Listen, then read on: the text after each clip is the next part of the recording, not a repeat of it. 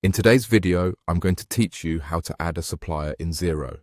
This is a crucial task for maintaining up-to-date financial records and ensuring smooth business operations. It's a simple process, and by the end of this guide, you'll be able to easily add suppliers to your Xero account without any hassles. First, let's open the Xero website. You'll need to log in with your credentials to access your account. Once you're logged in, take a look at the navigation menu. On the left side, you'll see an option labeled Contacts. Go ahead and click on that. Next, you'll be taken to a new page dedicated to managing your contacts.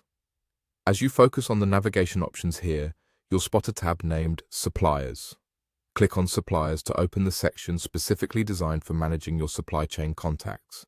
This section allows you to track all your suppliers in one place, making it easier to manage your business dealings and purchases. Now that we're in the Suppliers section, let's proceed to add a new supplier. To do this, look for the button that says New Contact. Click on it and you'll be presented with a form where you can enter all the relevant information about the supplier you wish to add. Here's the part where you'll need to pay careful attention. Start by entering all the necessary fields. Begin with the name of the supplier. This is essential, as it's how you'll identify this specific contact later on.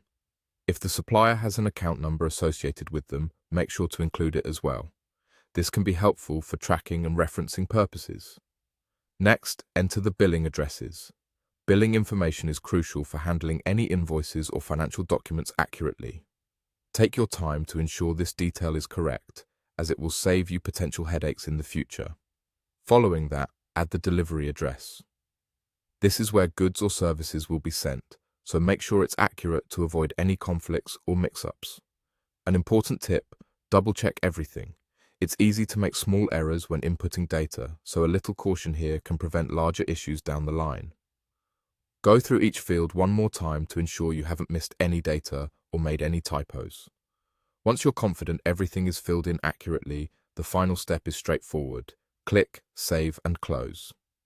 This will store your new supplier information in Xero, making it accessible for future transactions and communications. And there you have it. You've successfully added a supplier to your Xero account.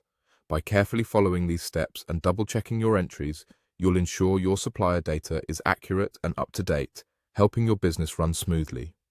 Thank you for watching, and I hope you found this guide helpful.